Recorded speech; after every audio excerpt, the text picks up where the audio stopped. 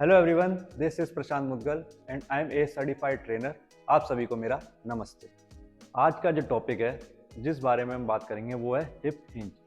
Hip hinge एक fundamental movement है हमारी बॉडी का, एक बेसिक मूवमेंट है। जब भी हम बेंडिंग या लिफ्टिंग की बात करते हैं हम हमारे बॉडी से, बेंडिंग मतलब जब भी हमें बेंड होके कुछ भी फ्लोर से उठाना होता है उसमें ये काम आती है हिप हिंज। अब हिप हिंज कैसे काम आता है हमारे वर्कआउट में, प्लस हमारी डेली लाइफ में, हमारे स्पोर्ट्स में हिप हिंज कैसे काम आता है वो आज समझते हैं। तो जो हमारा वर्कआउट है, जब हम डेडलिफ्ट परफॉर्म करते हैं या फिर हम स्क्वाट परफॉर्म करते हैं या बेंट ओवर रोज करते हैं या कैटाबेल स्विंग करते हैं या फिर ग्लूट ब्रिजेस करते हैं, ग्लूट थ्रस्ट करते हैं, तब ये सारे मूवमेंट हिप हिंज से ही स्टार्ट होते हैं। इसके बिना आप अच्छा मूवमेंट परफॉर्म नहीं कर पाएंगे और अपनी लोअर बैक को इंजर्ड कर लेंगे, क्योंकि ये आपको लोअर बैक इंजरी से भी बचाता है। और जो ऑलरेडी लोअर बैक इंजरी से सफ़र कर रहे हैं उनको भी मदद करता है एक हैवियर वेट उठाने की तरफ। वो कैसे करता है वो हम समझेंगे आगे इस वीडियो में, जब मैं आपको सिखाऊंगा कि ये मूवमेंट कैसे करेक्टली परफॉर्म किया जाए। अभी आपने समझा कि जिम में कैसे काम आता है, प्लस हमारी जो जनरल लाइफ है, जो बाहर हम घर में जब रहते हैं या हमारी वुमेंस हो गए, लेडीज़ हो गए या ऑफिस जाते हैं, तो जो जनरल पॉपुलेशन है वो इसको कैसे यूज़ करते हैं। जब भी हम घर में कोई सामान उठाते हैं, जैसे आपको सिलेंडर उठाना है या फिर कोई भारी बर्तन उठाना है या फिर अपने छोटे बच्चे को ज़मीन से उठाना है, तो हम इस पोस्चर को हमेशा गलत परफॉर्म कर रहे होते हैं। कैसे? जब भी हम किसी को ज़मीन से उठाते हैं या कोई भी ऑब्जेक्ट को हम ज़मीन से जब अपनी तरफ ऊपर उठाते हैं तो उसको कैसे करते हैं, आपने अक्सर देखा होगा कि हम ऐसे झुकते हैं, देखिए ऐसे झुकते हैं और उसको ऐसे उठा लेते हैं।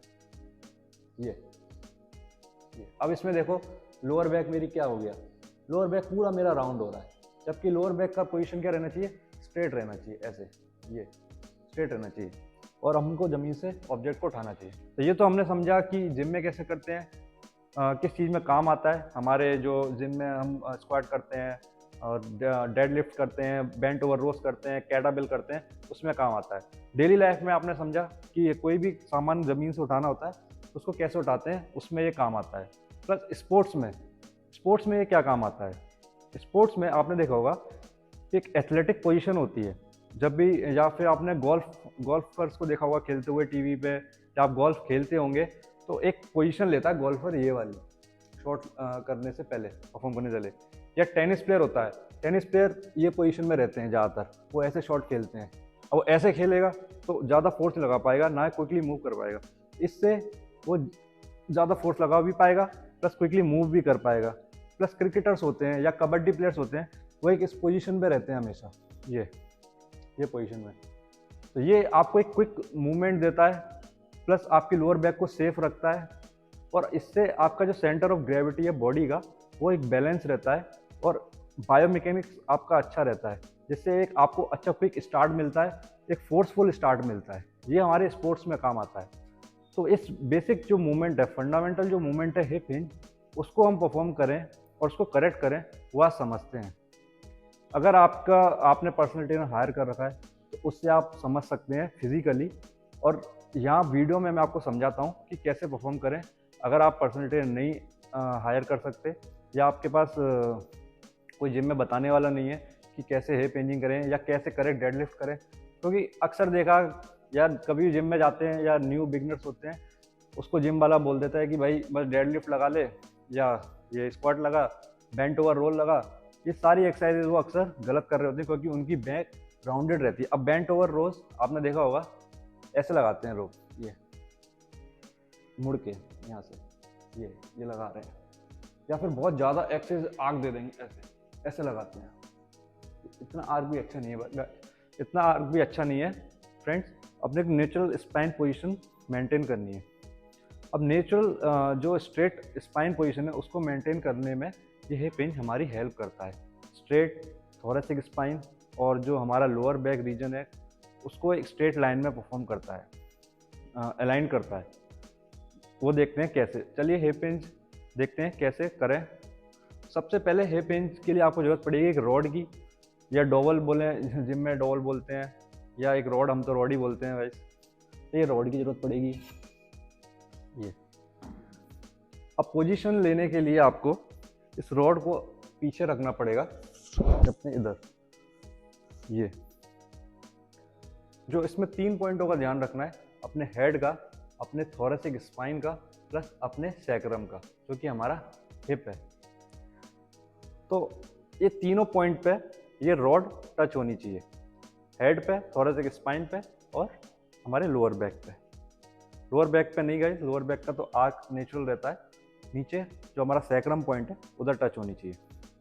तो इस मूवमेंट में क्या करेंगे, जो हिप हिंज होता है उसमें हमारे हिप को पीछे, जैसे समझो कि आपके कमर पे किसी ने वायर बांध रखा है, उस वायर को वो पीछे हिप से खींच रहा है, या कोई बैंड बांध रखा है और उसको वो ऐसे पीछे खींच रहा है, तो हिप को आपको पीछे की तरफ ले जाना है। ये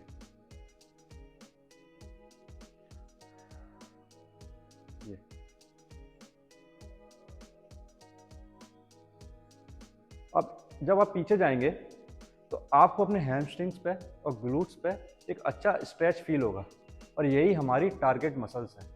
तो हमारा जो टारगेट मसल है इसमें वो हमारे हैमस्ट्रिंग्स हैं और ग्लूट्स हैं। जो स्टेबल होने में मदद करते हैं वो हमारे एब्डोमिनल्स हैं और हमारा रेक्टर स्पाइन है, जो कि लोअर बैक मसल्स है। लोअर बैक मसल्स भी इसमें ट्रेन होता है, पर उन पे अगर ये मूवमेंट अच्छी तरह परफॉर्म कर रहे हैं तो उन पे कभी भी जोर नहीं आता है और आप लोअर बैक इंजरी से बच सकते हैं। प्लस आप जिम में एक अच्छा हैवी वेट भी इनसे उठा सकते हैं अगर आप हिंजिंग प्रॉपर कर रहे हैं तो। अब एक वेरिएशन तो ये बताया, ये सबसे अच्छा और सबसे प्रैक्टिस करने के लिए सबसे अच्छा वेरिएशन यही है।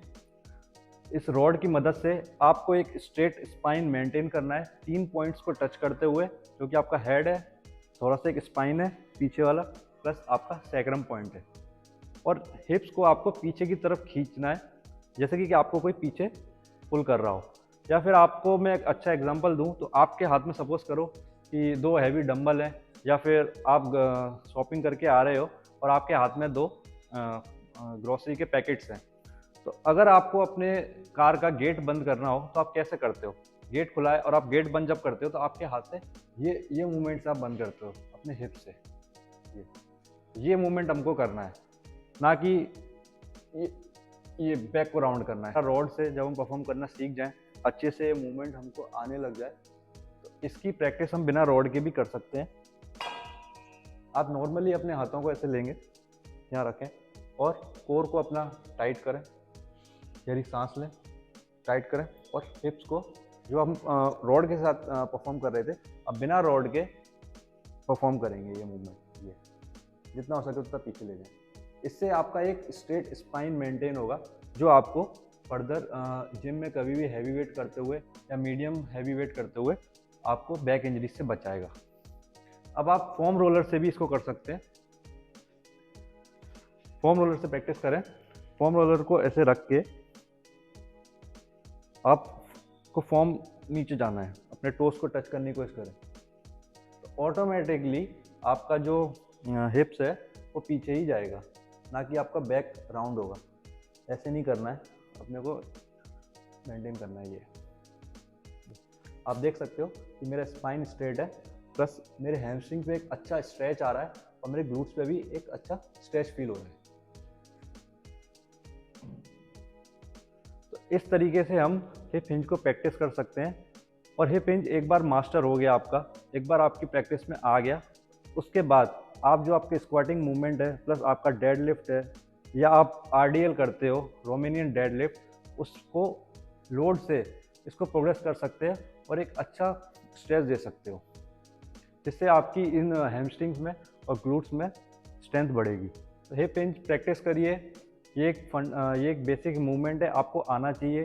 फ्रेंड्स, आई होप आपको ये वीडियो अच्छा लगा होगा और आपको हिप हिंज समझ में आया होगा कि ये क्यों ज़रूरी है और ये मूवमेंट कैसे परफॉर्म करना है।